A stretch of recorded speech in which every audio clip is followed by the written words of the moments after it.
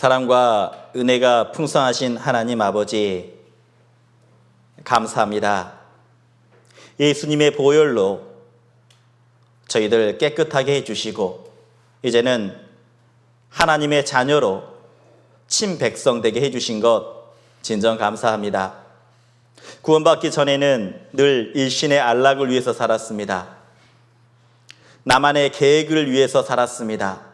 나만의 행복을 위해서 살았습니다. 하지만 구원받은 이후에 내 안에 거하라라고 말씀하셨던 것처럼 오직 교회 가운데 거하며 오직 하나님께 기쁨이 되는 것, 하나님께 영광이 되기 위해서 늘 기도하고 온전한 마음과 온전한 생각을 주님께 고정시키려고 부단히 기도하고 노력하고 있습니다. 오늘도 이렇게 코로나 시대 때 온라인 특별 집회를 통해서 하나님의 말씀을 우리 마음판에 새길 수 있도록 하나님이 먼저 계획해 주신 것 진정 감사합니다.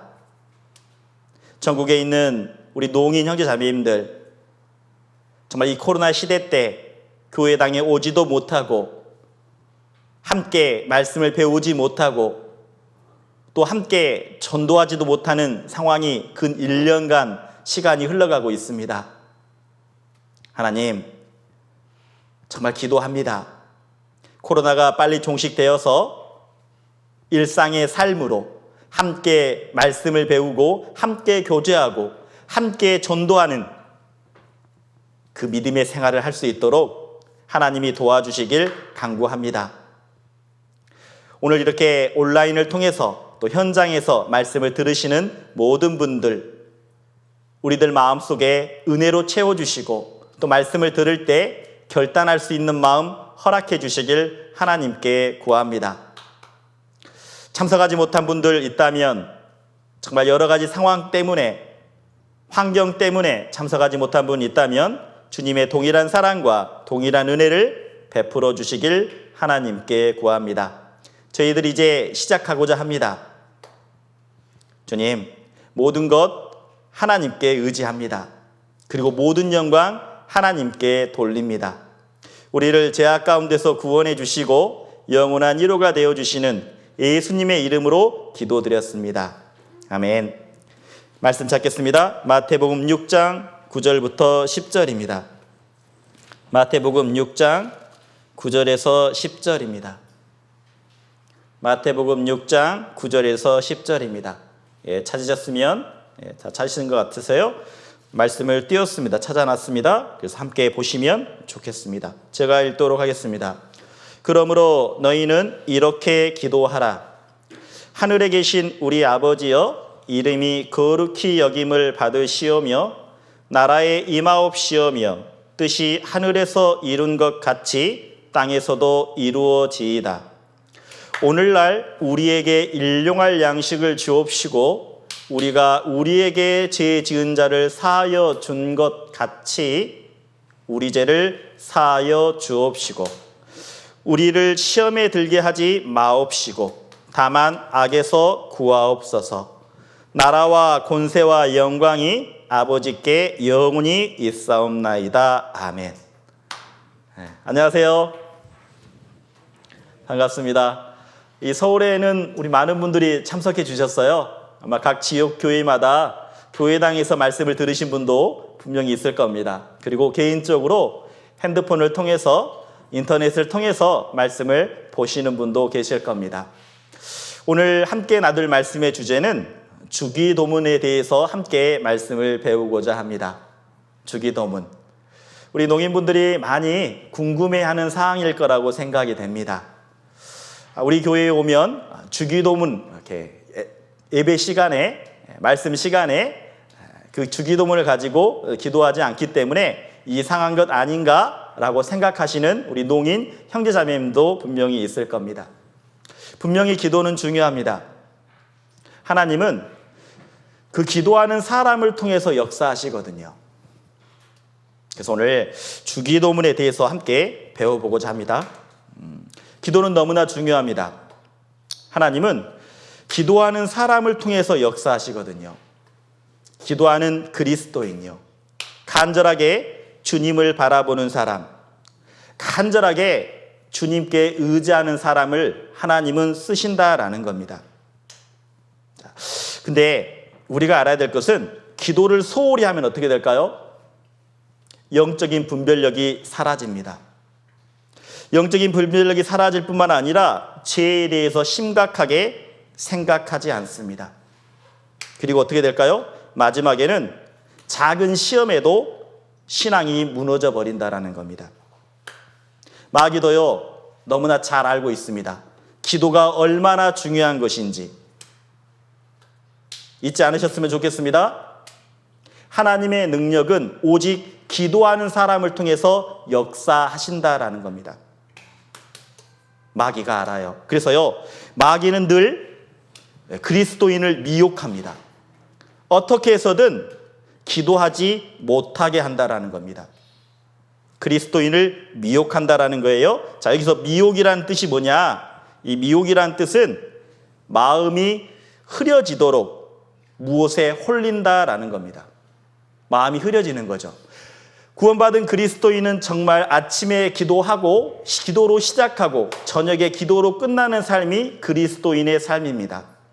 그런데 우리가 신앙생활 하다 보면 일상의 삶 가운데 생활하다 보면 피곤할 때가 있죠? 피곤할 때가 있습니다. 피곤할 때 어떤 마음이 들죠? 그때 마귀가 미혹하는 겁니다. 우리들의 마음을 흐려지도록 하는 거죠.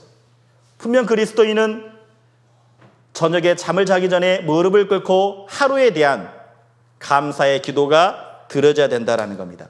그런데 마귀가 미혹하는 겁니다. 어떻게 미혹할까요? 에이, 피곤하니까 그냥 자. 피곤하니까 내일 하면 되지. 이렇게 마귀의 미혹이 있다라는 겁니다. 아마 우리들 그리스도인이라면 아마 이런 미혹을 당해봤을 겁니다. 경험 있으시죠? 네, 경험 있습니까? 있다라고 말합니다. 맞아요. 다 경험이 있을 겁니다. 우리는 마귀의 미혹이라는 생각은 안 해봤을 겁니다. 그냥 피곤하니까 라고 생각하지만 그것이 분명 마귀의 미혹이라는 거죠. 마귀는요, 우리의 기도를 어떻게 해서든 형식화하려고 합니다.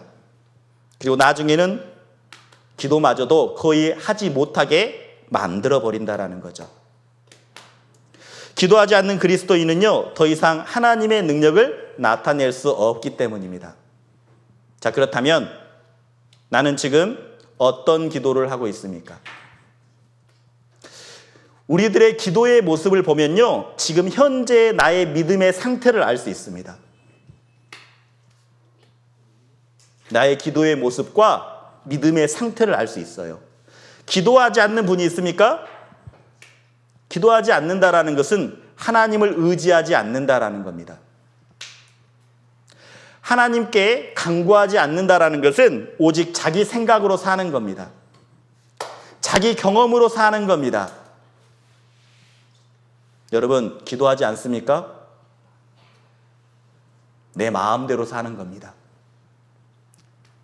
하나님의 계획과 달리 살아가는 거죠. 기도는 우리들의 믿음의 상태를 알 수 있습니다. 여러분, 기도는 하고 있는데 여러분의 기도의 내용은 어떻습니까? 기도의 제목이 늘 똑같습니까? 기도의 내용이 늘 똑같습니까? 저도 기도할 때마다 늘 놀랍니다. 왜 기도의 내용이 똑같을까? 왜 기도의 내용이 똑같을까요? 점점점 우리들의 신앙은 형식화된 신앙으로 바뀌어가고 있다는 겁니다. 하나님은 하루하루 삶 속에서 놀라운 은혜를 베풀어 주고 계십니다. 놀라운 은혜를 맛보고 있는데 기도의 내용이 똑같다고요? 그것은요, 우리의 믿음의 신앙이 점점점 형식화되고 있는 거예요. 내가 기도하는 내용 중에 또 살펴보죠. 내 기도의 내용 중에 나만을 위한 기도만 하고 있습니까?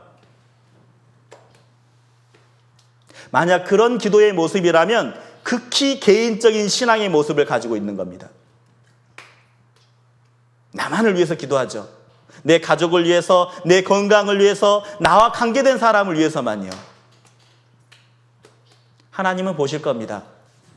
너의 믿음은 정말 극히 개인적인 믿음이라고. 여러분은 어떻습니까? 나의 기도의 모습이요. 기도의 모습은 분명 우리들의 믿음의 상태를 나타냅니다. 그래서요, 기도가 너무나 중요해요. 그래서 예수님이 주기도문, 다시 말하면 예수님이 가르쳐 주신 기도가 있다라는 겁니다. 이 주기도문은요, 성경에 주기도문이라는 내용은 나와 있지 않습니다. 근데 시간이 지나면서 주기도문, 주님이 기도문을 가르쳐 주신 겁니다. 예수님이 기도의 문을, 기도하는 내용을 가르쳐 주신 거죠. 이 주기도문의 내용이요, 마태복음에도 나오고 누가복음에도 나옵니다. 우리가 제일 처음에 마태복음 6장을 읽었어요. 그러면 우리가 누가복음을 읽어보죠. 누가복음 11장 1절입니다. 누가복음 11장 1절 제가 읽겠습니다. 예수께서 한 곳에서 기도하시고 마치심에 제자 중 하나가 여짜오되 주여 요한이 자기 제자들에게 기도를 가르친 것 같이, 기도를 가르친 것 같이 우리에게도 가르쳐 주옵소서. 세례 요한이 그 제자들에게 기도를 가르쳐 준 겁니다. 그래서 제자들이 와서 예수님, 우리에게도 기도를 가르쳐 주십시오라고 물어본 겁니다. 그래서 예수님이 대답합니다. 11장 2절, 예수께서 이르시되 너희는 기도할 때 이렇게 하라. 기도의 방법을 말씀하고 있는 겁니다. 하나님이여 이름이 거룩히 여김을 받으시오며 나라에 임하옵시오며 우리에게 날마다 일용할 양식을 주옵시고 우리가 우리에게 죄 지은 모든 사람을 용서하오니 우리 죄도 사하여 주옵시고 우리를 시험에 들게 하지 마옵소서 하라. 마태복음 6장과 누가복음 11장의 내용을 보면 조금 내용이 다릅니다. 단어도 다릅니다. 비슷비슷하지만 완전히 똑같지는 않습니다. 자, 그러면 생각해 보죠. 정말 이 주기도문을 애호라고 주신 걸까요? 애워서 그대로 기도하라고 주신 걸까요? 만약 그렇다면 마태복음 6장의 주기도문의 내용입니다. 그리고 누가복음 11장의 주기도문의 내용이에요.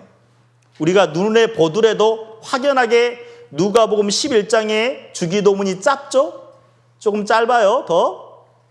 짧아요. 내용이 조금 다르다라는 겁니다. 내용이, 단어가.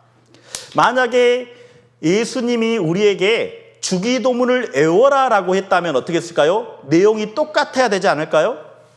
마태복음의 내용과 누가복음의 주기도문이 똑같아야지 혼란이 없지 않겠습니까? 맞잖아요. 아니, 마태복음의 그 주기도문과 누가복음의 주기도문이 달라요.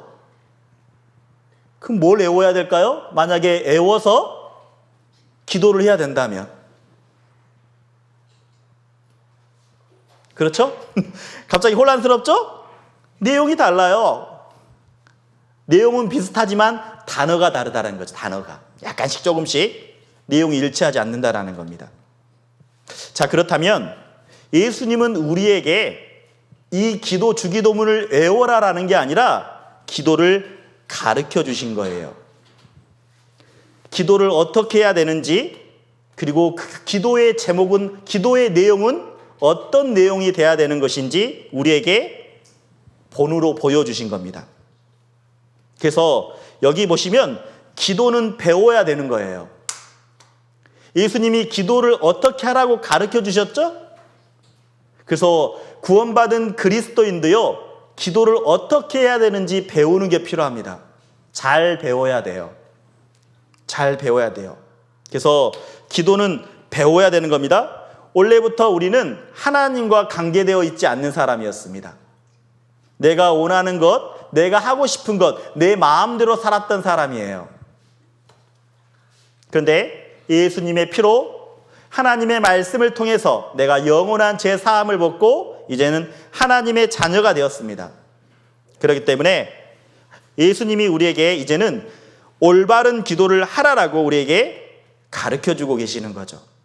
그래서 주기도문이란 이렇게 말씀하시는 겁니다. 예수님이 제자들에게 직접 가르쳐주신 기도다. 자, 한번 수화로 해볼까요? 예수님이 제자들에게 직접 가르쳐주신 기도다. 예, 맞습니다. 직접 가르쳐주신 거예요. 그리고 두 번째, 주기도문은 애워서 그대로 기도하라는 것이 아니다. 이것도 수화로 한번 해보겠습니다. 주기도문은 애워서 그대로 기도하라는 것이 아니다. 예, 맞아요. 그대로 기도하라는 것이 아닙니다. 왜 예수님이 가르쳐 주셨을까요? 그것은 어떻게 기도해야 할지, 기도의 지침이라는 겁니다. 표본이라는 겁니다. 기도의 내용은, 기도의 제목은 어떻게 해야 되는 것인지 우리에게 가르쳐 주고 있는 거죠. 그래서 마태복음 6장에는 주기도문을 가르쳐 주시면서 기도할 때 주의해야 될 사항을 가르쳐 주십니다. 기도할 때 주의할 것이 분명히 있거든요. 먼저는 이렇게 말합니다. 사람에게 보이려고 기도하지 마라. 이것을 가르쳐 주신 거예요. 예수님이 직접. 마태복음 6장 5절입니다. 제가 읽겠습니다. 마태복음 6장 5절. 또 너희가 기도할 때에 의식하는 자와 같이 되지 말라. 저희는 사람에게 보이려고 회당과 큰 거리 여기에 서서 기도하기를 좋아하느니라. 내가 진실로 진실로 너희에게 이르노니 저희는 자기 상을 이미 받았느니라. 여기 보시면 자기 상을 받은 분들이 있다라고 말합니다. 이 사람은 어떤 사람일까요? 외식하는 사람. 많은 사람들 앞에서 자기의 기도하는 모습을 보이는 사람들은 이미 상을 받았다라고 말합니다. 받을 게 없다라는 거죠. 다른 사람들이 볼 때 이렇게 하는 거죠. 야, 저 사람 믿음 좋네. 참 저 사람 대단하다. 벌써 칭찬하고 있는 거죠. 다 받았다라는 겁니다. 그런데 예수님이 분명 말씀하셨어요. 너희가 기도할 때, 여기 보면 외식이라고 말합니다. 외식. 이 외식이라는 게 뜻이 뭐냐? 이렇게 말한 겁니다. 바깥 외자의 꾸밀식. 다시 말하면 바깥을 꾸미는 것. 남이 볼 때 내 믿음을 꾸미는 겁니다. 야, 내 믿음 봐봐. 나 이렇게 서서 기도하잖아. 이렇게 자기의 믿음의 신앙의 상태, 믿음의 모습을 과시하는 거죠. 그것을 외식이라고 말합니다. 이것은 하나님 앞에서 절대 하지 말라는 거죠. 거리에서도 하지 말라는 겁니다. 회당과 교회당도 마찬가지입니다. 큰 거리 어귀에서 서서 뭐라 했죠? 기도하기를 좋아하느니라. 근데 요즘이요, 이 코로나 시대 때 어렵잖아요.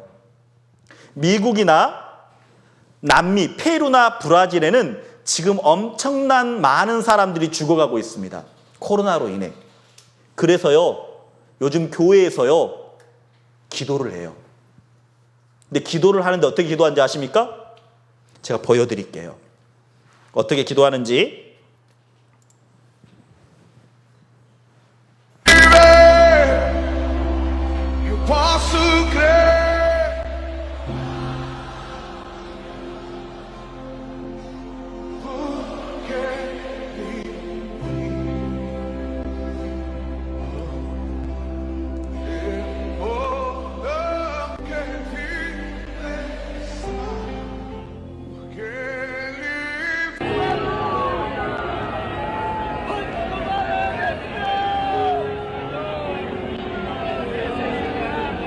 En estos momentos nos encontramos en la Plaza San Martín.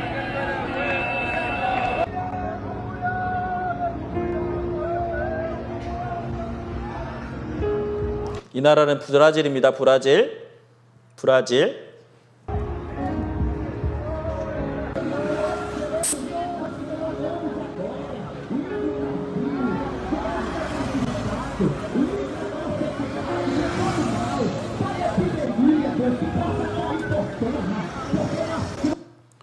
잘 보셨어요? 요즘 전 세계적으로 코로나로 인해 죽어가는 사람이 많기 때문에요. 기도하고 있는 겁니다. 서서 기도하고 그 큰 거리에서 기도합니다. 예수님이 가르쳐 주신 그 기도에 주의해야 될 내용에 보면 너무나 맞지 않는 거죠. 그러면 어떻게 기도해야 될까요? 예수님은 분명히 기도하는 방법을 가르쳐 주셨습니다. 기도할 때 주의할 것. 어떻게 기도해야 될까요? 이렇게 말씀하십니다. 마태복음 6장 6절입니다. 제가 읽겠습니다. 너는 기도할 때 내 골방에 들어가 문을 닫고 은밀한 중에 계신 내 아버지께 기도하라. 은밀한 중에 보시는 내 아버지께서 갚으시리라. 자, 기도할 때 어떻게 하라고요? 골방, 조용한 방. 조용한 방에서 무릎을 꿇고 기도하라라는 겁니다. 하나님은 은밀한 중에, 기도는 은밀히 보시는 하나님께 기도하는 겁니다. 조용히 나아가. 저도요, 일반 교회를 다녀봤습니다.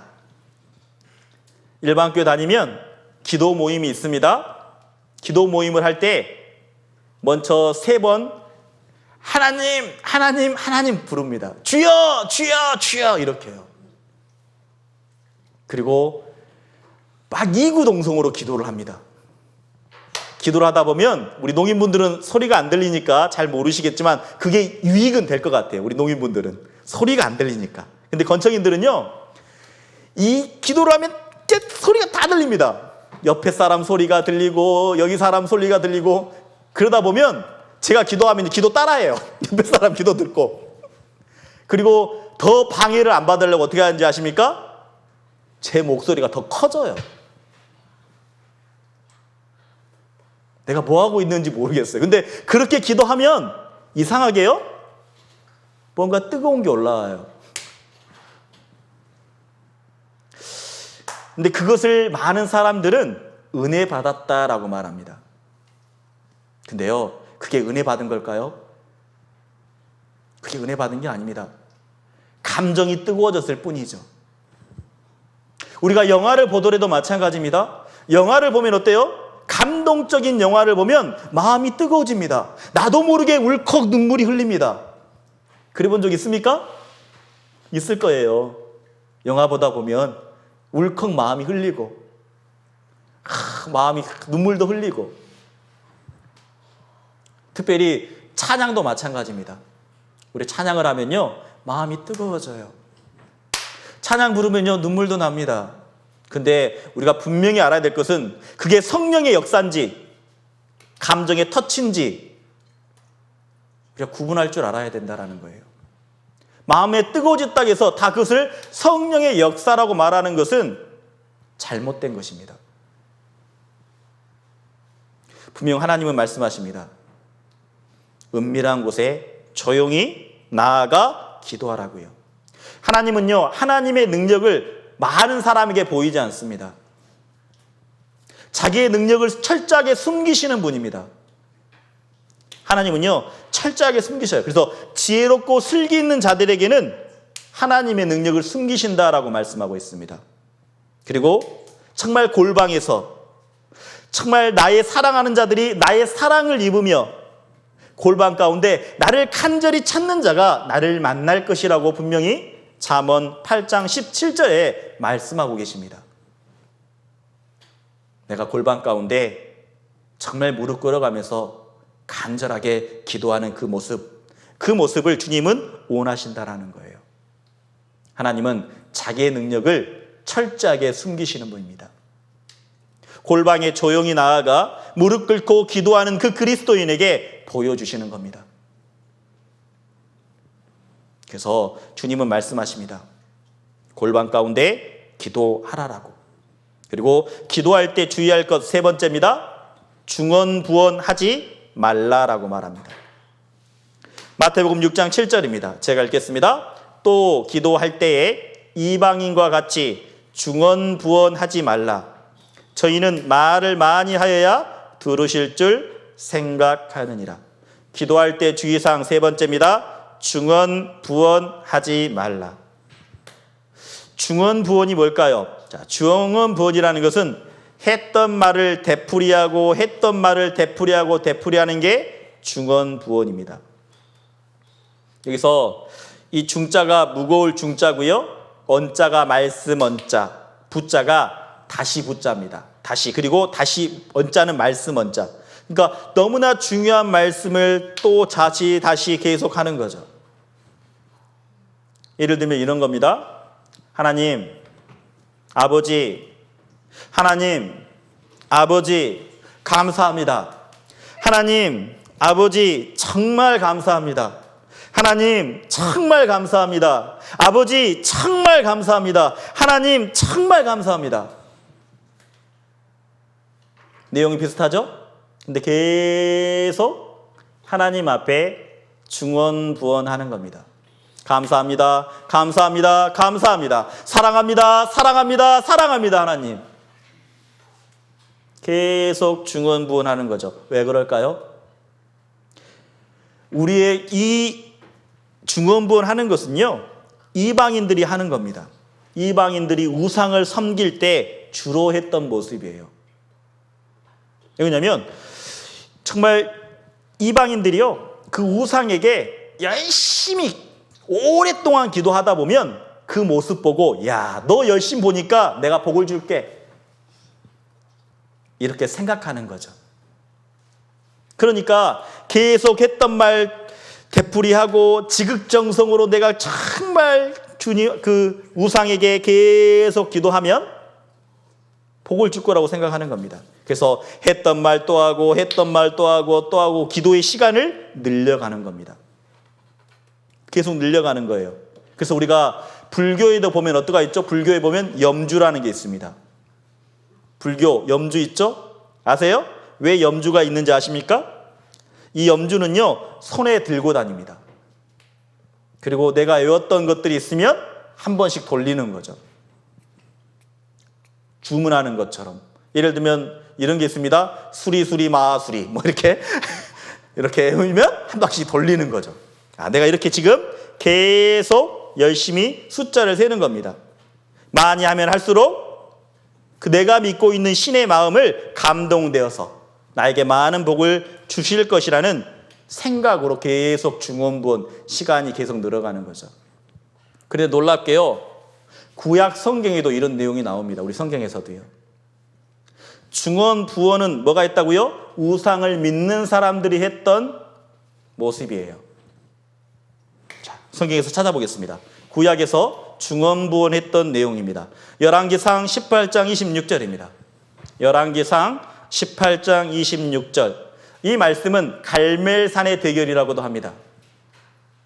엘리야 선지자와 그리고 바알 선지자 그리고 아세라 선지자들과 갈멜산에서 대결을 하는 모습이거든요. 여기 보시면 이스라엘 사람들이 믿었던 바알입니다. 신입니다. 바알 신. 이게 바알입니다. 여기가 아세라 신이죠. 그때 당시에 바알은 풍년을 가져다 주시는 신이라고 믿었습니다. 그래서 여기 보면 제가 읽어보도록 하겠습니다. 열왕기상 18장 26절에 저희가 그 받은 송아지를 취하여 잡고, 자, 왜 이런 일을 했느냐? 자, 단 위에 이렇게 송아지를 잡았습니다. 그리고 불이 내려오면 그 신이 진짜 참 하나님이라는 것을 대결을 하고 있는 겁니다. 불이 딱 내려오면. 그래서 이제 먼저는 그 바알 신들, 바알 선지자 450명이 아침부터 낮까지라고 돼 있죠? 여기 보시면 아침부터 낮까지라고 돼 있어요. 몇 시간 동안 그러면, 자, 바알의 이름을 뭐라 했죠? 불러 가로되 바알이여. 그러면 아침부터 낮까지 어떻게 했을까요? 바알이여, 바알이여, 바알이여, 바알이여, 바알이여, 바알이여 계속 하면서 응답하소서, 우리에게 응답하소서 계속 하는 겁니다. 근데 아무 응답이 없어요. 그리고 여기 보면 그 쌓은 단 주위를 뛰놀더라. 계속 그 단을 돌면서 바알이여 바알이여 바알이여 계속 그랬다라는 겁니다. 정말 하기 힘들었을 것 같아요. 아침부터 낮까지. 아마 4시간 동안 그랬을 거겠죠, 보통? 뭐 8시에 했다면 12시까지 하면 4시간 정도 될 거 아닙니까? 야, 이거 참 하기도 힘들었을 것 같은데. 4시간 동안 바알이여 바알이여 바알이여. 왜 그렇게 했을까요? 지극정성으로, 열심으로. 아, 이 모습 보면 이 바알 신이 불을 내려주겠지. 그런데 시간이 되자 옆에서 엘리야가 조롱하는 겁니다. 27절에 보면 이렇게 말합니다. 오정에, 자, 점심시간이 된 거예요. 12시. 이르러는 엘리야가 저희를 조롱하여 가로되 큰 소리로 부르라. 저는 신인즉 묵상하고 있는지, 혹 잠깐 나갔는지, 혹 길을 행하는지, 혹 잠이 들어서 깨어야 할 것인지 하매. 자, 이게 뭐랍니까? 아, 너희 신 어디 갔냐? 바알 신 어디 갔어? 뭐 묵상하고 있니? 낮잠 자고 있니? 이렇게 조롱하고 있는 거죠. 외출 나갔니? 이렇게 조롱하고 있는 겁니다. 그런데 시간이 지나자 어때요? 엘리야가 조롱을 한 겁니다. 근데 아무 큰 소리도 해도 아무것도 없는 거예요. 나타나지 않는 겁니다. 그래서 어떻게 했습니까? 극단적인 방법을 생각합니다. 어떻게 할까요? 칼과 창으로 자기의 팔을 긋습니다. 가슴을 긋습니다. 그럼 어떻게 될까요? 피가 흐르겠죠. 그렇게 하면서도 바알이여 바알이여 바알이여 계속 중언부언 계속 똑같은 말을 하고 있습니다. 자, 보죠. 18장 28절입니다. 이제 저희가 큰 소리로 부르고 그 규례를 따라 피가 흐르기까지 칼과 창으로 그 몸을 상하게 하더라. 우상을 섬기는 분들은요, 이런 거 많아요. 그 우상신 앞에서요, 채찍을 만들어가지고 어떻습니까? 자기를 두드려 패죠, 이렇게. 피 막 흐르면서. 예. 그래야지 이런 모습이 있을 때 내가 원하는 것 들어주실 것이라는 그 믿음으로 계속 그렇게 중언부언하면서 기도하고 있는 겁니다. 이게 구약 시대의 대표적인 모습이라고 생각이 됩니다. 신약에도 근데 이런 게 있었습니다. 신약에도. 구약 성경만 아니라 신약 성경에서도 분명히 나옵니다. 자, 보시죠. 사도행전 19장 34절입니다. 사도행전 19장 34절. 사도행전 19장 34절. 중언부언하며 우상을 섬기는 모습입니다. 여기 보면 제가 읽도록 하겠습니다. 저희는 그가 유대인인 줄 알고 다 한 소리로 외쳐 가로되 크다 에베소 사람의 아데미여 하기를 2시 동안이다 하더니. 자, 여기 보니까 유대인이라고 말합니다. 이 사람들이 유대인, 하나님을 믿는 사람인 줄 알았습니다. 근데 그 에베소, 지금으로 말하면 터키입니다. 유럽과 아시아의 사이에 있는 소아시아 지역이에요.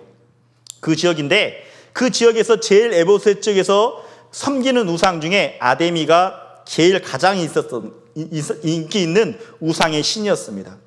그래서요, 이 아데미 신상을 보면 여자의 형상은 가슴이 2개야 되는데 어때요? 가슴이 몇 개예요? 한 20개 정도 넘게 있는 것 같습니다. 왜 이렇게 가슴을 20개 정도 만들었을까요? 이것은 다산의 신입니다. 다산의 신. 다산의 신. 그래서 풍요로운 신. 아기애가 많이 있으면 젖을 많이 먹일 수 있잖아요. 그렇게 생각하고 가슴을 이렇게 많이 만들어 놓은 겁니다. 그래서 이 아데미 신에게 어떻게 됐습니까? 계속 아데미여 아데미여 몇 시간 동안 외쳤다고요? 2시간 동안. 이것도 열심히죠? 2시간 동안 아데미여 계속 아데미여 아데미여 아데미여 2시간 동안 계속 외친 겁니다. 중언부언하는 거죠. 중언부언했다라는 겁니다. 구약이나요 신약이나 그런 중언부언하고 계속 똑같은 말로 자기 우상에게 섬겼던 신에게 했던 내용들은 계속 이어져 가고 있다라는 겁니다. 계속 이어져 가고, 신약에도 이어져 가고 있습니다. 그런데 놀랍게 이 모습들이 유대인에게도 전달이 되고 있습니다. 아무 뜻도 모르고 계속 똑같이 암송을 하는 겁니다. 암송을 하는데 애우는데 뜻을 몰라요. 자, 사도행전 13장 27절을 보겠습니다. 알지 못하고 선지자의 말을 애우는 유대의 간원들 모습입니다. 사도행전 13장 27절입니다. 사도행전 13장 27절 제가 읽겠습니다. 예루살렘에 사는 자들과 저희 간원들이 예수와 및 안식일마다 애우는 바 선지자들의 말을 알지 못함으로 예수를 정죄하여 선지자들의 말을 응하게 하였도다. 자, 유대의 간원들이 구약 성경은 늘 배우고 있는 겁니다.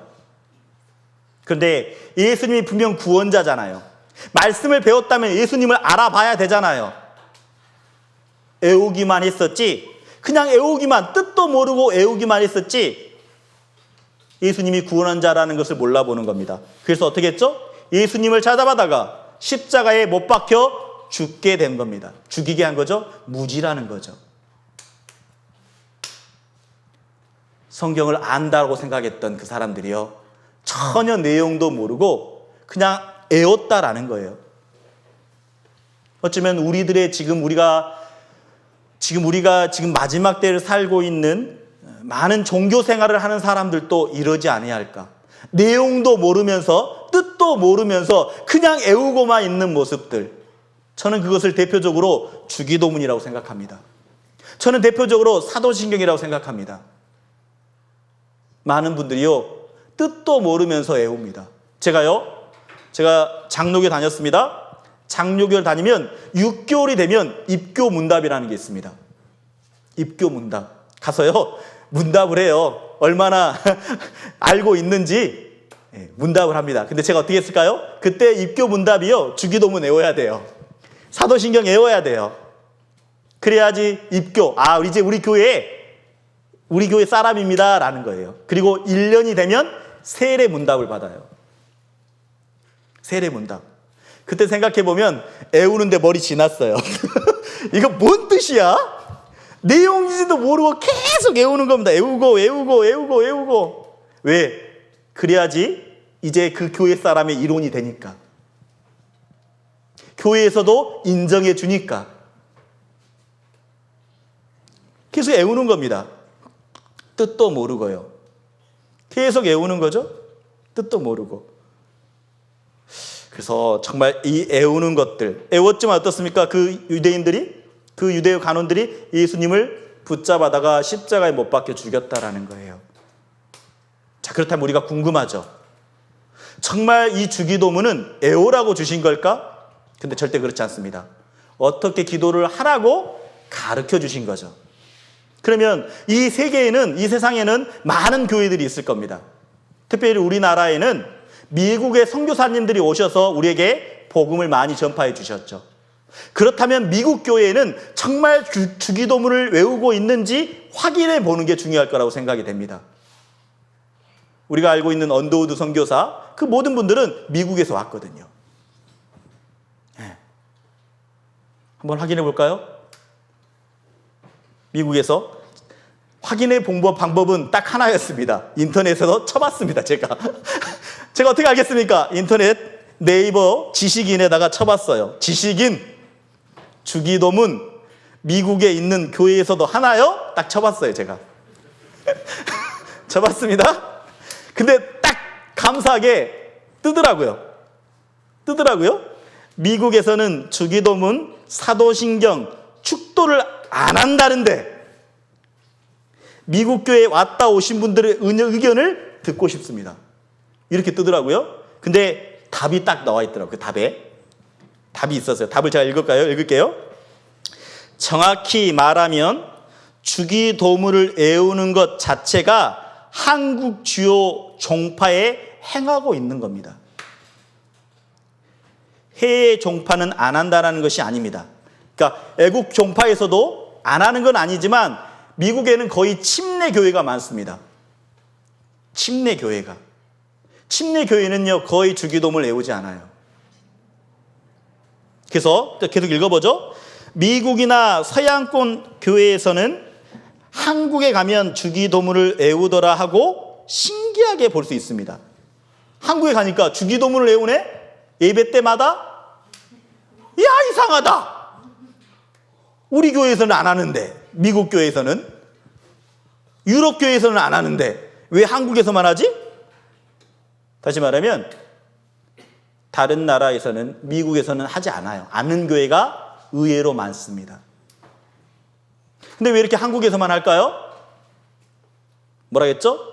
중언부언하는 것, 알지 못하고 애우는 것, 그렇게 하면 열심히 있다고 보는 것, 그래서 그 열심의 모습을 보고 복을 받을 수 있다는 것 때문에 그렇게 계속 애우고 외우는 거죠. 그렇다면 생각해 보죠. 주기도문을 외우지 않는다고 이단일까요?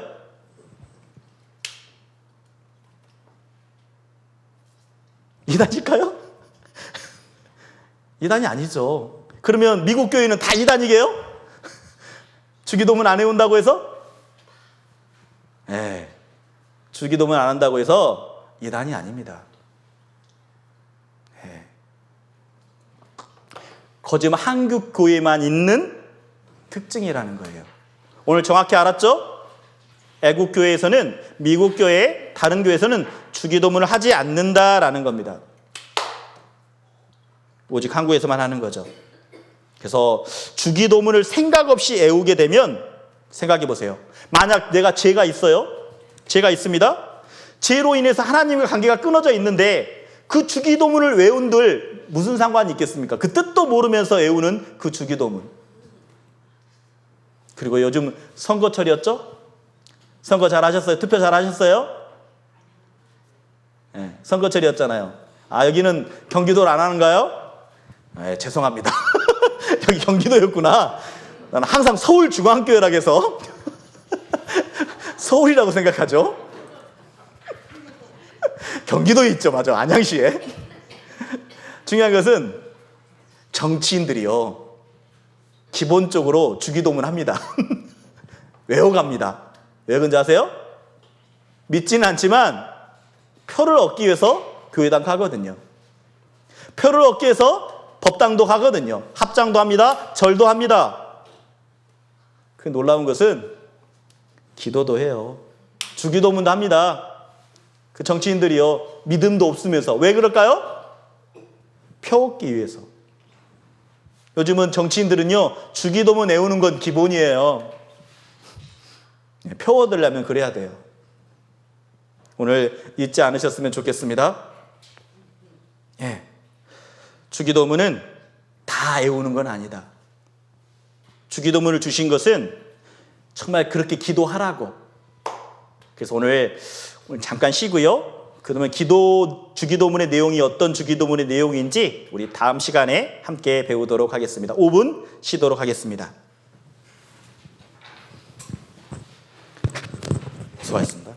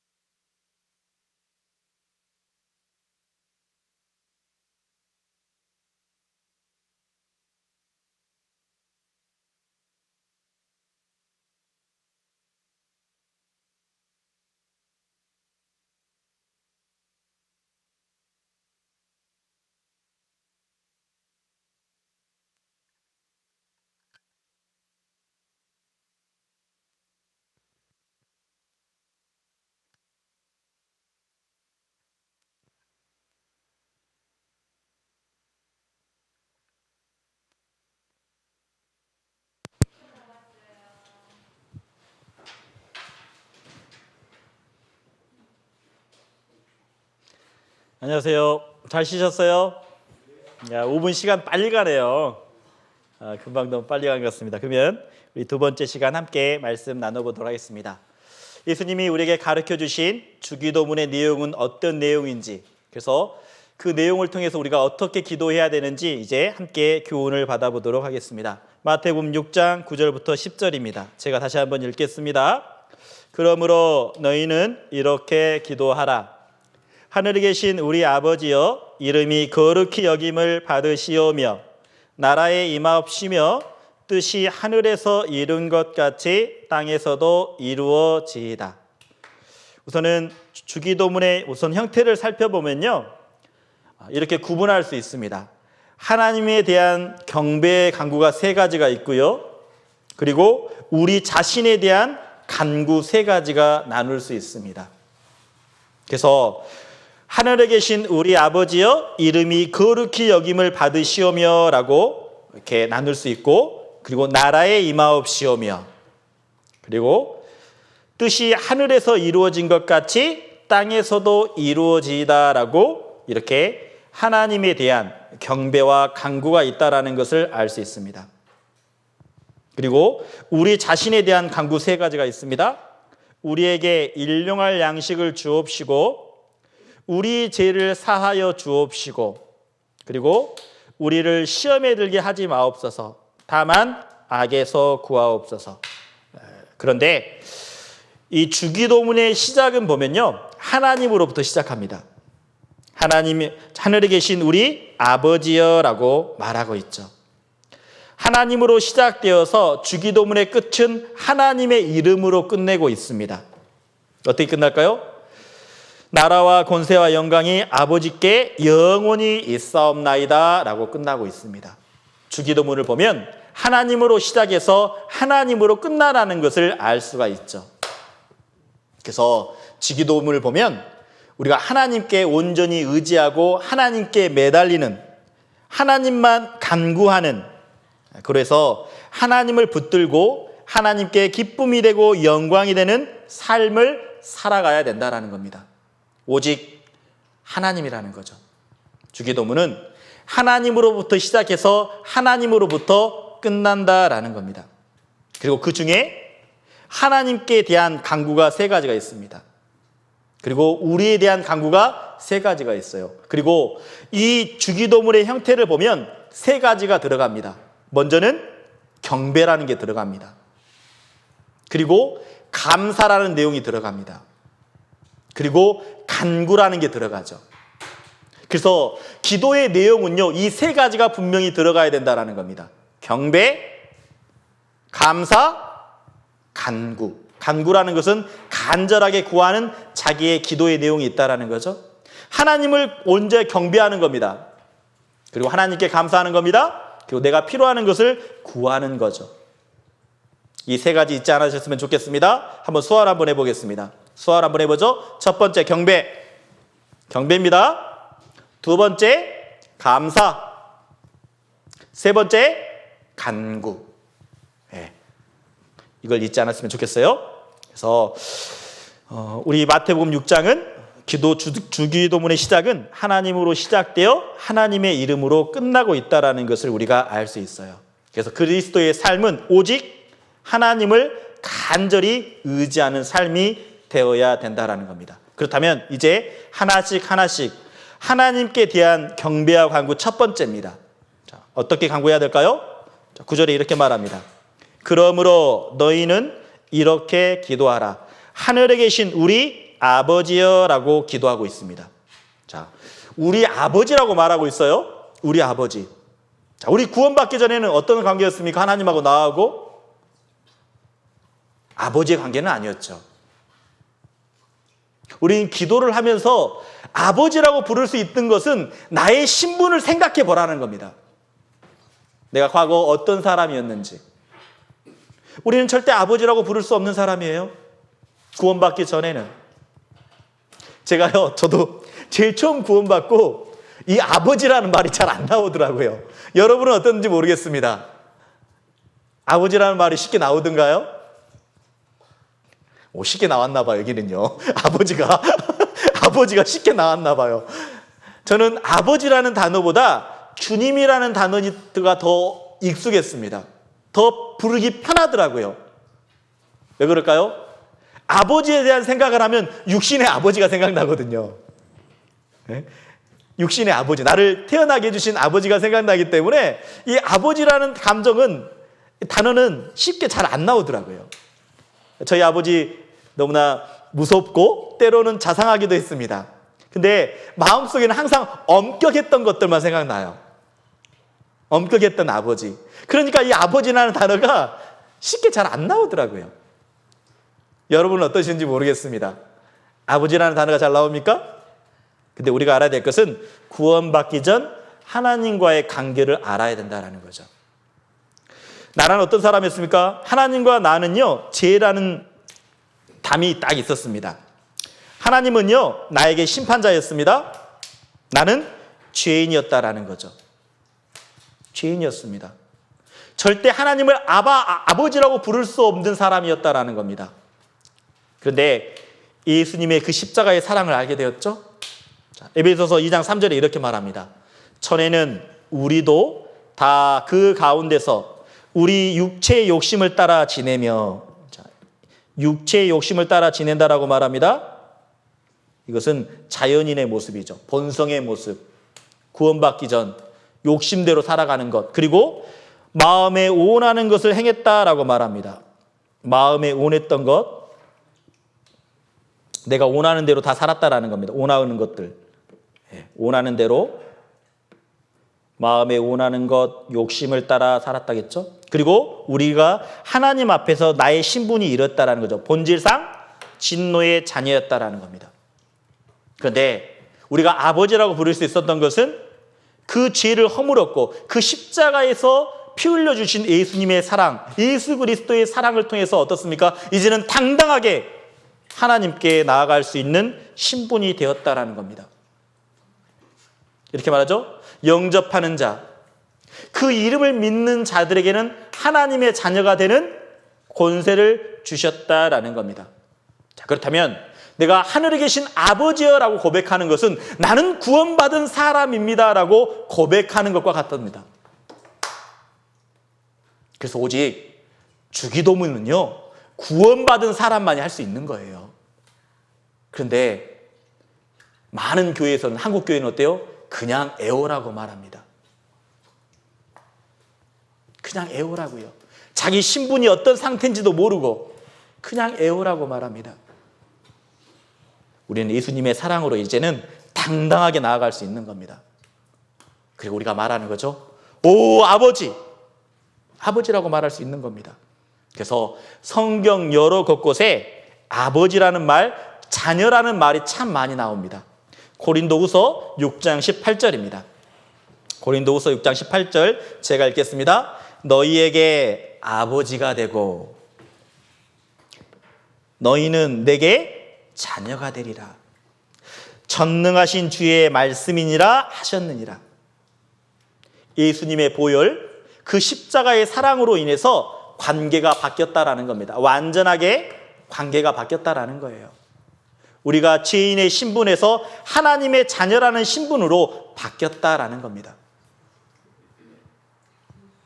그래서 하늘에 계신 우리 아버지여 이름이 거룩히 여김을 받으시오며 라고 말하고 있죠. 내가 어떤 사람인지 생각하게 하는 겁니다. 그리고 갈라디아서 4장 4절부터 6절 제가 읽어보겠습니다.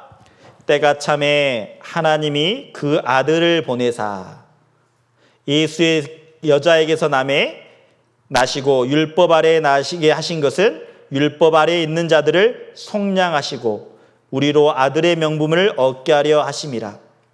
너희가 아들인 고로 하나님이 그 아들의 영을 우리에게 우리 마음 가운데 보내사 아버지라 부르게 하셨느니라. 이제 어떻게 부른다고요? 아버지라는 겁니다. 이 아바라는 표현은요, 옹알이와 같습니다. 아이들이 제일 처음에 아빠라는 말 할 때 정확하게 아빠라고 뭘 못합니다. 빠빠, 아빠 이런 표현을 쓰죠.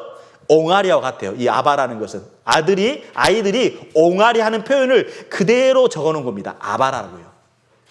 무슨 뜻인지 아셨어요? 그래서 우리가 보통 아빠라고 생각을 하는데 이렇게 생각하면 돼요. 아이들이 처음 단어를 배울 때, 아버지라는 단어를 배울 때 정말 말하는 옹알이와 같다.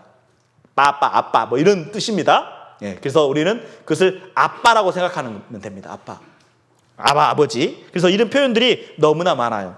로마서 8장 14절 15절에도 말씀하고 있습니다. 너희는 다시 무서워하는 종의 영을 받지 아니하였고 양자의 영을 받았으므로 아바 아버지라 부르짖느니라. 어때요? 이제는 아버지라고 당당히 부를 수 있는 하나님의 자녀가 되었습니다. 저도 구원받고 난 이후에 이제는요, 제일 처음에는 그 아버지라는 단어가 잘 나오지 않았지만 이제는 확실히 입술에 아버지라고 부릅니다. 나의 영적인 아버지. 내가 도움이 필요할 때마다, 어려울 때마다 주님께 부르짖습니다. 아버지 도와주십시오. 아버지 능력을 주십시오라고요.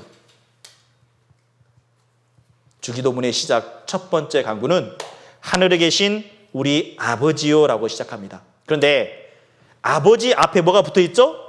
하늘에 계신이라고 말합니다. 하늘에 계신. 하늘에 계신 우리 아버지라는 겁니다. 왜 하늘에 계신이라고 말씀하셨을까요? 우리는 어디에 있죠? 땅에 있습니다. 하나님은 하늘에 계시다고 말하고 우리는 땅에 있는 존재라는 겁니다. 땅과 하늘은 대조되는 표현이죠. 우리는 땅에 있는데 하나님은 하늘에 계십니다. 다시 말하면 땅은요, 공간적인 제한, 시간적인 제한을 받고 있습니다. 근데 하늘이란 표현은 공간적인 제한을 받지 않습니다. 시간적인 제한을 받지 않습니다. 다시 말하면 전능하시다라는 거죠. 전능하시고 전지하시는 겁니다. 다시 말하면 편재하시는 분이죠. 편재하시는 하나님. 이 편재라는 뜻은 이런 겁니다. 오른편도 있죠? 오른편, 왼편, 뭐 앞편, 뒤편, 위편, 어느 편에나 존재하는 게 하나님이라는 겁니다. 그리고 가장 중요한 게 있죠? 여호와는 내 편이시라. 예. 내 안에도 계시는 겁니다. 내 편이시라. 예. 주님은 내 안에도 계셔요.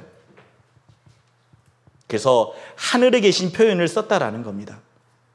하늘에 계신 하나님은 우리가 공경해야 되고 경외해야 된다라는 겁니다.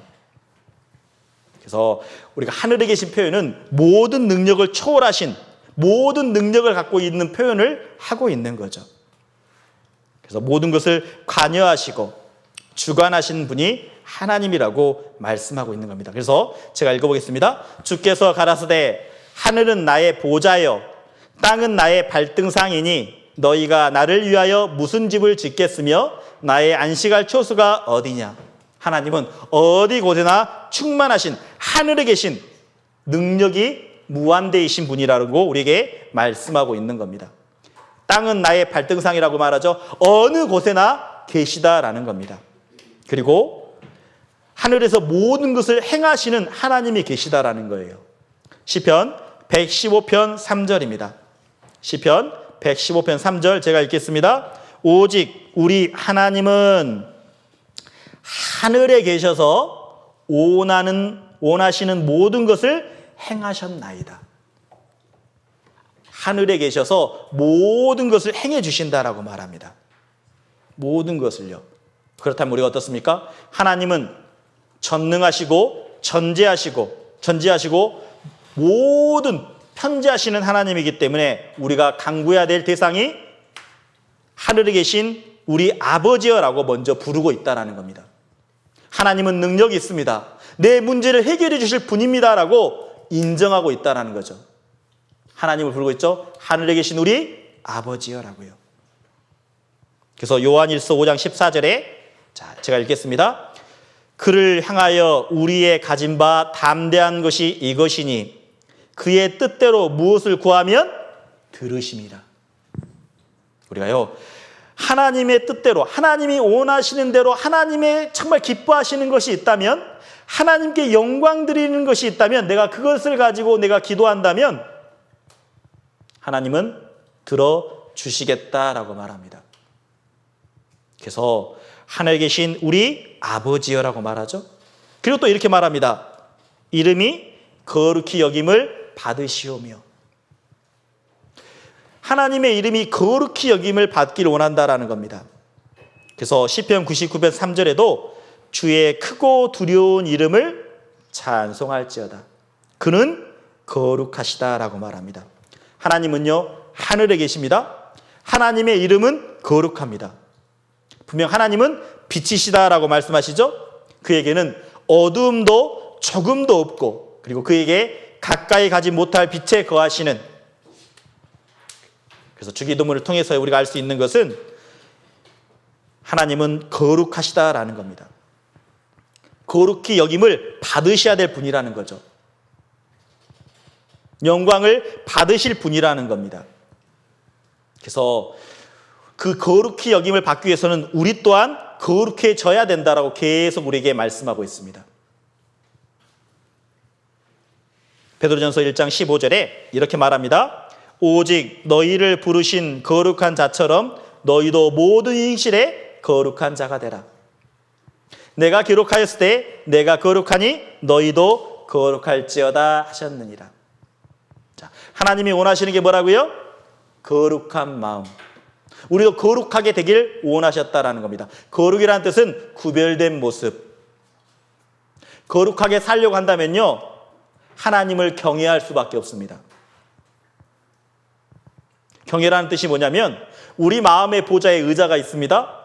구원받기 전에는 그 마음의 보좌에 나라는 사람이 앉았습니다. 그래서 내가 원하는 대로, 내가 하고 싶은 대로 결정하고 마음대로 살았습니다. 때로는 구원받기 전에 그 마음의 보좌에 물질이 있었습니다. 그래서 돈 되는 일이라면 무조건 했었죠. 때로는 마음의 보좌에 권력이라는 게 앉아 있었고, 때로는 그 마음의 보좌에 여러 가지 능력을 갖고자 하는 마음도 있었을 겁니다. 명예. 근데 어떻습니까? 구원을 받음으로 인해 나라는 사람도 내려오고, 물질도 그 마음의 보좌에 내려오고, 명예도 권력도 내려오고, 그 마음의 보좌에 누가 앉아 있죠? 주님이 앉아 있는 겁니다. 그것을 경외라고 말할 수 있는 거죠. 모든 주관권, 모든 결정권을 하나님이 가지고 계시는 것, 그게 경외입니다. 내 마음대로 살지 못하는 거죠. 결정권도 내어드리고 주관권도 내어드리고 하나님이 말씀이라면 그 말씀대로 살아가려고 하는 모습, 말씀대로 결정하는 모습, 말씀대로 선택하는 모습, 그것이 경외라고 말할 수 있습니다. 이름이 거룩히 여김을 받으시며라고 주기도문에 말했던 것은 우리도 그 삶 가운데 거룩한 삶, 구별되어지고 하나님을 하나님답게 경외하는 모습으로 살아가는 것이 필요하다라는 거예요. 근데 우리 어떠해요? 조금이나마 어려우면, 조금이나마 경제적으로 어려우면 어떻습니까? 그 마음의 보좌에서 주님을 끄집어 내려버리고 어쩌면 내가 그 자리에 다시 앉는 거죠. 물질이 다시 앉는 겁니다. 그래서 돈 되는 일이라면 또 하죠. 내가 마음대로 살죠. 그것은 다시 내 마음의 보좌에 내가 앉아 있는 거예요. 정말 하나님을 거룩하게 섬기길 원하십니까? 그러면 여러분의 마음의 보좌에 결정권을 내어주십시오. 주님, 영원히 그 마음의 보좌에 앉아 계십시오. 주님, 정말 내려오지 마시고 그 마음의 보좌에 영원히 앉아 계십시오. 이렇게 고백할 수 있는 모습이 정말 거룩한 모습이고 하나님을 경외하는 모습이라는 겁니다. 그래서 시편 96편 8절에 이렇게 말합니다. 여호와의 이름에 합당한 영광을 그에게 돌릴지어다. 합당한 영광이 필요한 거죠. 그 합당한 영광을 돌리는 것은 우리 각자의 마음의 보좌에 하나님을 영원히 앉혀드리는 것. 주님, 그 마음의 보좌에서 내려오지 마십시오. 영원히 그 마음의 보좌에 앉아서 내가 신앙생활 할 때마다, 내가 어떤 생활을 있을 때마다 하나님이 원하시는 대로 행하고 하나님의 뜻대로 결정하는 그런 정말 그리스도인이 되고 싶습니다. 그것이 합당한 영광을 돌린다라는 겁니다. 그러면서 또 말하죠. 예물을 가지고 그 궁정에 들어갈지어다. 사람들이 가장 귀하게 생각하는 게 세상 사람들은 돈이라고 생각하죠. 예물, 귀한 것. 근데 그것보다 더 귀하게 생각해야 될 것은 하나님이라는 겁니다. 천지를 지으신 만군의 여호와 하나님. 그 하나님을 합당한 모습으로 영광을 돌리는 게 필요하다라는 거예요. 우리 신앙생활 가운데. 자, 그리고 하나님께 대한 경배의 간구 두 번째입니다. 두 번째, 어떻게 됐죠? 나라에 임하옵시며. 나라에 임하옵시며라고 말하고 있습니다. 이 나라에 임하옵시오가 뭘까요? 하나님의 나라가 임하기를 원한다는 겁니다. 뜻이 하늘에서 이룬 것 같이 땅에서도 이루어지길 원하는 거 있죠? 하나님의 나라가 임하기를 원하고 있습니다.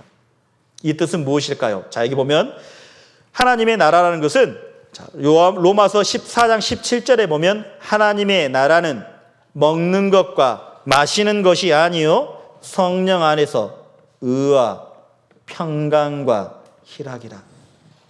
하나님의 나라는요 의와 평강과 희락이라는 겁니다.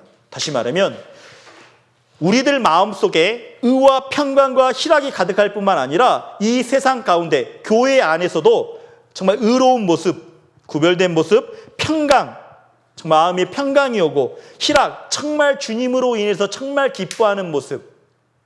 구원받지 못한 사람이 하나님 말씀을 듣고 구원받은 모습을 봤을 때 정말 즐거운 모습.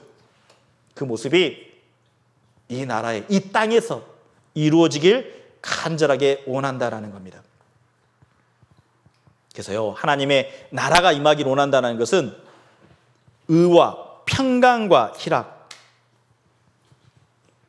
이 모습들이 우리가 살아가고 있는 삶의 터전에 이루어지길 원하신다라는 거죠. 우리들의 삶의 터전이 어디 있습니까? 가정이 있을 겁니다. 가정, 그리고 회사가 있을 겁니다.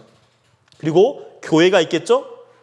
나와 관계되어 있는 모든 삶 가운데서 이 모습이 그대로 이루어지길 원한다는 거죠. 의와 평강과 희락이 내 마음속의 기쁨과 내 마음속의 즐거움과 그리고 정말 의롭게 살려는 모습, 정말 거룩해지려고 하는 모습, 그 모습이 나라에 임하옵시며라고 고백하고 있는 거죠. 그리고 세 번째 간구입니다. 하나님께 대한 경배의 세 번째 간구. 하늘에서 이룬 것 같이 땅에서도 이루어지리다 라고 말하고 있죠. 이 하늘에서 이 하나님의 나라 의와 평강과 희락이 이 하늘에서 이루어지길 간절하게 원하는 마음이죠. 그런데 예수님은요 정말 그렇게 사셨습니다. 이 땅에서 그 하나님의 뜻이 의와 평강과 희락이 다 이루어지기 위해서 모든 것을 행하셨던 분이 예수님이셔요. 그래서 예수님이 어땠습니까? 정말 그 의와 평강과 희락을 위해서 십자가에서 기꺼이 돌아가 주신 거죠. 그래서 그는 육신의 몸을 입고 오셨죠? 성육신이라고 말합니다. 인간의 몸을 입고 오셨어요. 그래서 아픔도 알았습니다. 괴로움도 알았어요. 고통도 아셨습니다. 그래서요, 그분이 간절하게 기도합니다. 자, 이렇게 말하죠. 마태복음 26장 42절에 다시 두 번째 나아가 기도하여 가로되 내 아버지여 만일 내가 마시지 않고는 이 잔이 내게서 지나갈 수 없거든 아버지의 원대로 되기를 원하나이다 하시고 예수님은요 이런 기도를 3번씩이나 하십니다. 땀방울이 핏방울이 되도록 기도했습니다. 이런 기도를 3번이나 해요.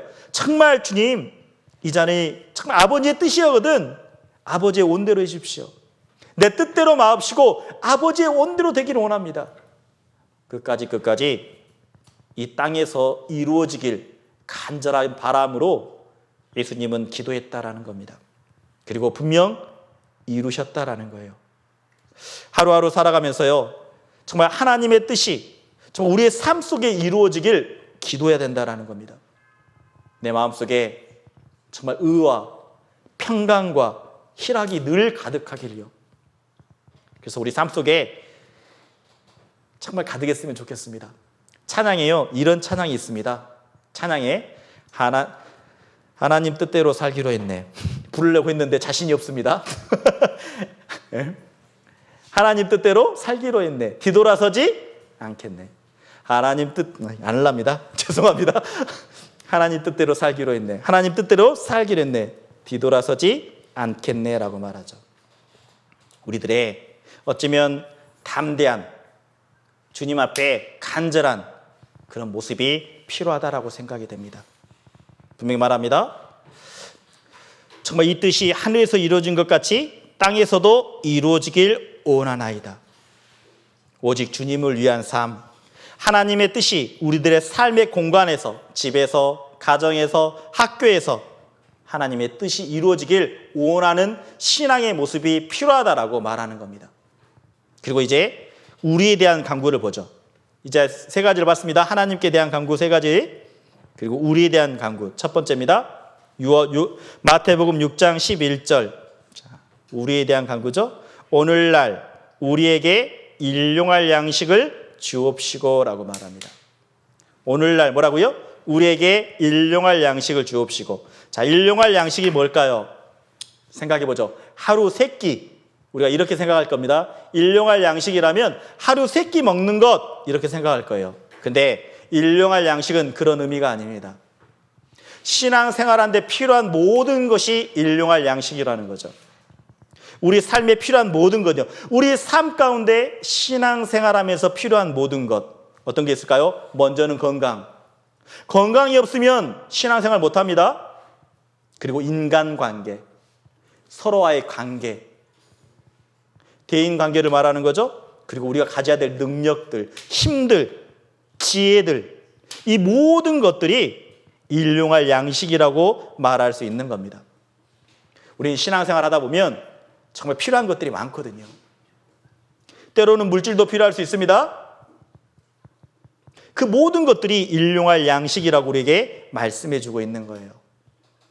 단지 하루 세 끼가 아닙니다. 저도 일용할 양식 하면 세 끼만 생각했거든요. 그렇죠? 세 끼? 하루 세 끼. 절대 그게 아닙니다. 우리가 살기 위해서 필요한 모든 것들을 주신다라는 거죠. 자, 그렇다면 우리가 매일 누리고 있는 모든 것들이 하나님이 허락해 주신 겁니다. 우연이란 없습니다. 하나님이요, 다 허락해 주신 거예요. 그것을 인정하며 살아가는 것이 필요한 겁니다. 우리에게 일용할 양식을 주옵시고라고 기도하는 자만이 이 모든 것이 하나님께 왔다라는 것을 알고 감사하게 생활하는 겁니다. 기도하지 않는 자는 몰라요. 저도 구원받기 전에는 저절로인 줄 알았습니다. 그냥 하루 세 끼 먹는 것, 내가 열심히 해서 먹었지, 내가 돈 벌어서 쌀 사서 내가 먹었지, 이렇게 생각했습니다.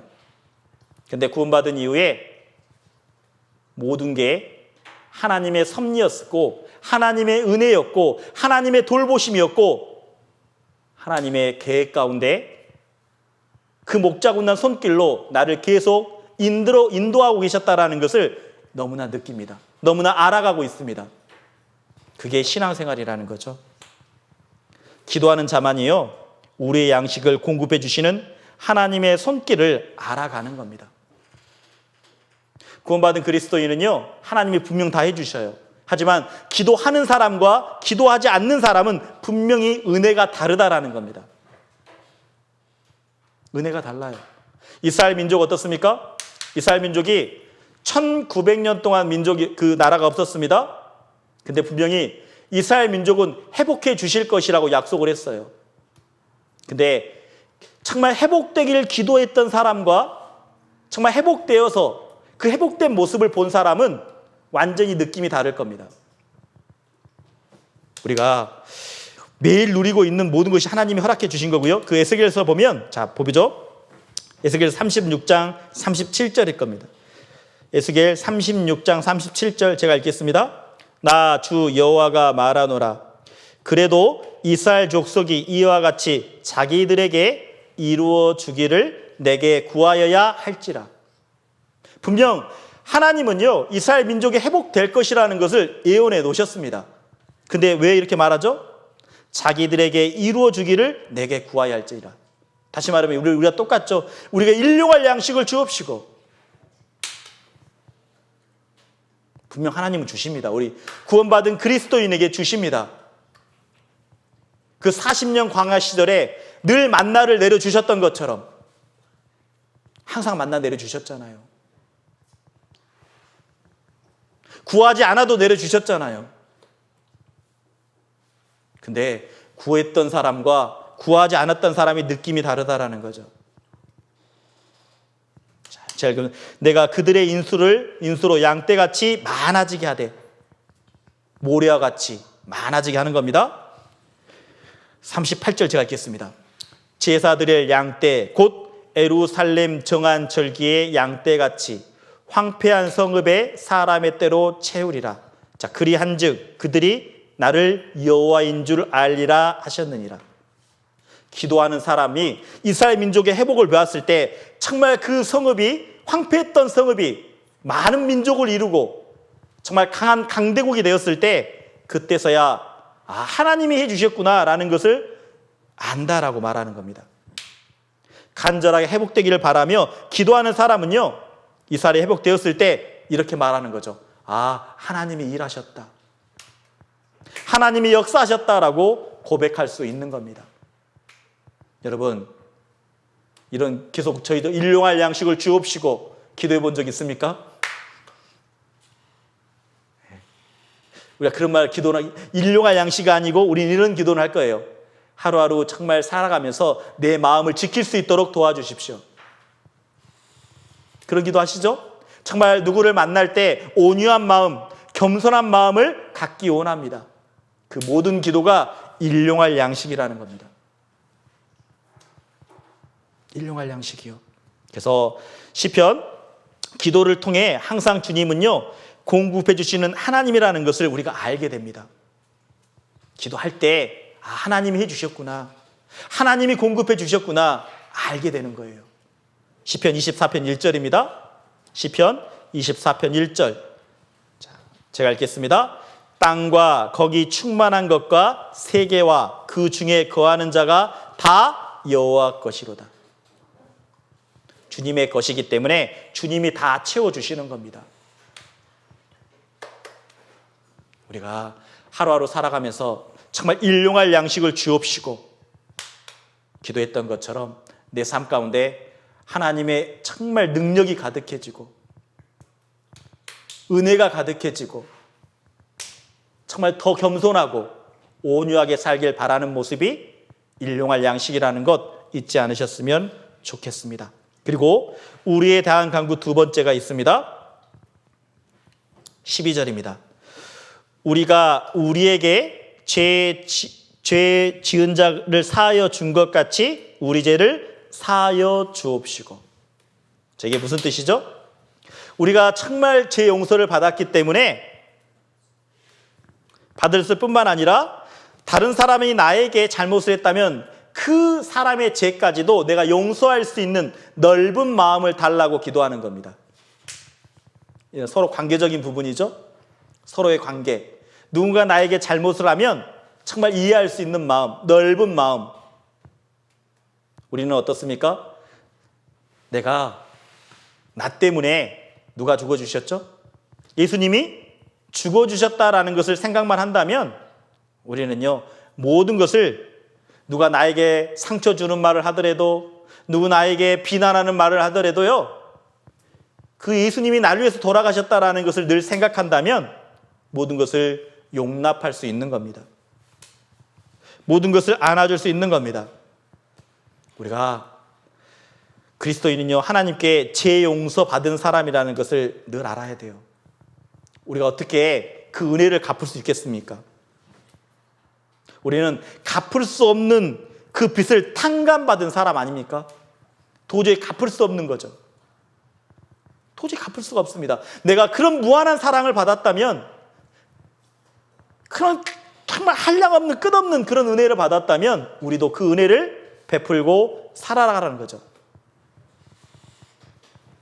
정말 그런 마음을 달라고 고백하는 겁니다. 우리가 어때요? 머리털보다, 정말 우리 죄가 머리털보다 많았지 않습니까? 그 모든 죄를 용서받은 사람 아닙니까? 그렇다면 이제 이웃을 생각할 때 내가 먼저 받은 은혜를 기억하고 그리고 주변 사람들에게 동일하게 용서하며 용납하는 마음이 필요하다라는 겁니다. 우리가 우리에게 죄 지은 자를 사하여 준 것 같이 우리 죄를 사하여 주옵시고라고 기도하는 모습. 다시 말하면 이런 거죠. 주님, 내 마음을 넓혀 주십시오. 정말 온유한 마음을 갖게 해주십시오. 부드러운 마음을 갖게 해주십시오라고 말하는 겁니다. 그래서 마태복음 18장 33절에 이렇게 말합니다. 내가 너를 불쌍히 여김과 같이 너도 내 동간을 불쌍히 여김이 마땅치 아니하냐 하고. 여기 보면 여기 동간이라는 것은 동료입니다. 우리를 불쌍히 여겨주셨잖아요. 우리를 긍휼히 여겨주셨잖아요. 우리를 불쌍히 여겨주셔서 어떻습니까? 이 세상에 오셨지 않습니까? 나를 불쌍히 여겨주셔서 십자가에 매달리셨잖아요. 우리를 불쌍히 여겨주셔서 나의 죄짐을 다 가져가셨잖아요. 그리고 정말 사랑한다라고 그 십자가에서 다 이루었다라고 우리에게 말씀하셨지 않습니까?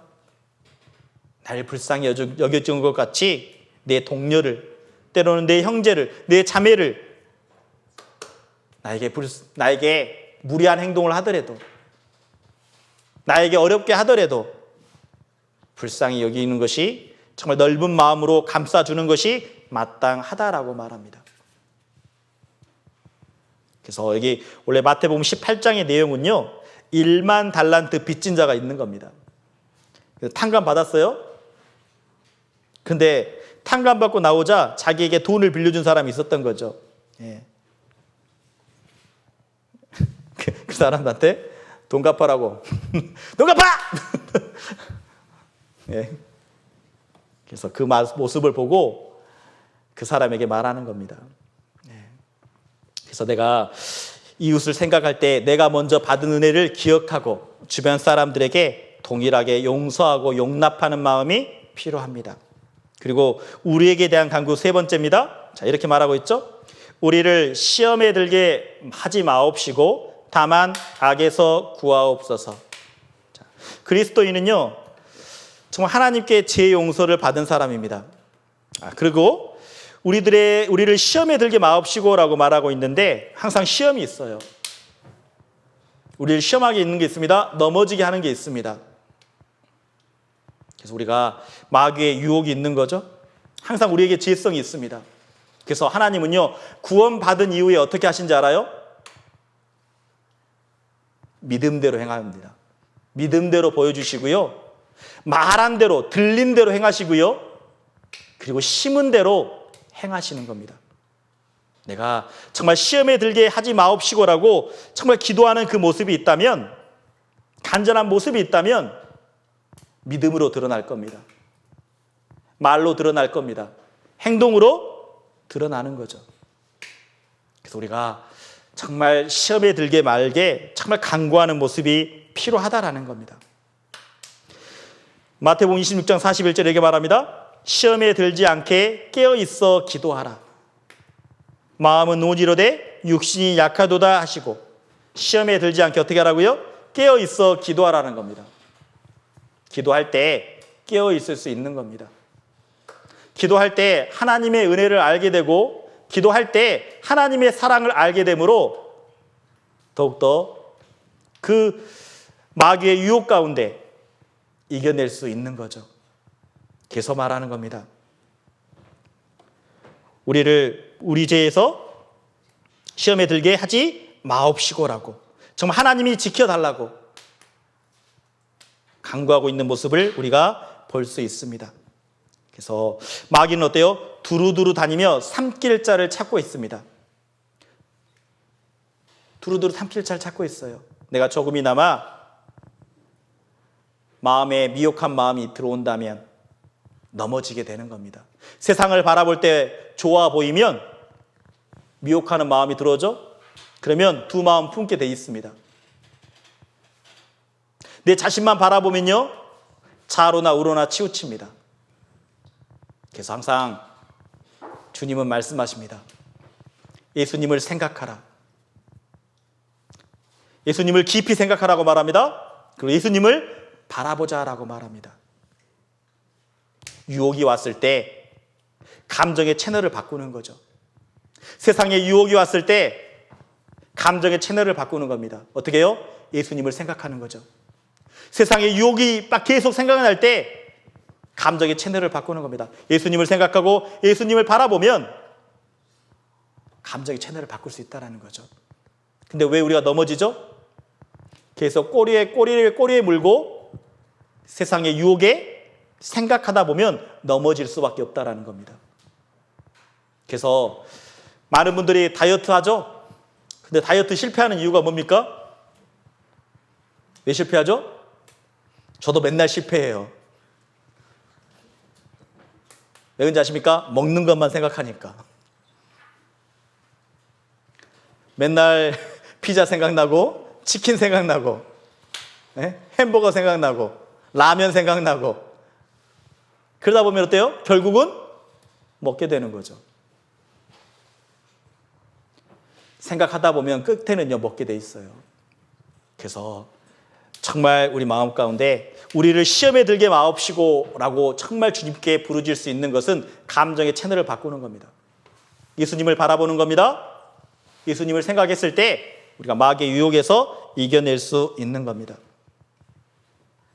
그래서 오늘 이렇게 함께 이 주기도문에 대해서 함께 말씀을 나눠보았습니다. 그래서 오늘 하나님께 대한 간구 3가지 그리고 우리에게 대한 간구 3가지를 함께 배웠습니다. 그리고 우리에게 시편 145편 18절 19절을 읽어보도록 하겠습니다. 제가 읽겠습니다. 여호와께서는 자기에게 간구하는 모든 자 곧 진실하게 간구하는 모든 자에게 가까이 하시는도다. 저는 자기를 경외하는 자의 소원을 이루며 또 저희의 부르짖음을 들으사 구원하시리로다. 주님은요 자기의 간구하는 자 정말 주기도문의 내용을 알았다면 우리가요 정말 하나님의 나라가 정말 하나님의 계신 그 우리 아버지의 이름이 거룩히 여김을 받으시오며 라고 고백했던 것처럼 정말 하나님이 나의 구원자입니다. 그리고 정말 하나님이 정말 아버지인 것처럼 거룩히 여김을 받기를 원하는 것처럼 내 삶 가운데서도 구별되이 하나님을 경외하는 삶을 살아가기를 원하는 마음이 필요하다라는 겁니다. 그렇게 진실하게 간구하는 모든 자에게 하나님은 가까이 해 주시겠다라고 말씀하고 있습니다. 그리고 이렇게 말하죠. 19절에 저는 자기를 경외하는 자의 소원을 이루어 주신다라고 말합니다. 경외하는 자의 소원을 이루어 주시는 거죠. 오직 마음의 보좌에 주님을 영원히 앉혀드리는 삶.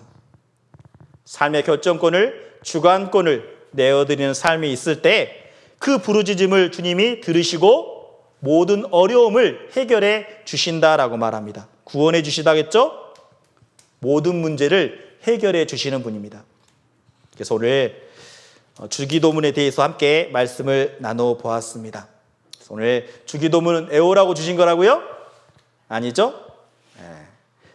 주기도문 우리 예수님께서 어떻게 기도해야 되는 것인지 그리고 기도의 제목을 어떻게 해야 되는 것인지 우리에게 보여주신 겁니다. 가르쳐 주신 거예요. 어떻게 기도하라. 그래서 우리가 먼저 기도할 때는 하나님께 대한 간구가 3개가 있었죠.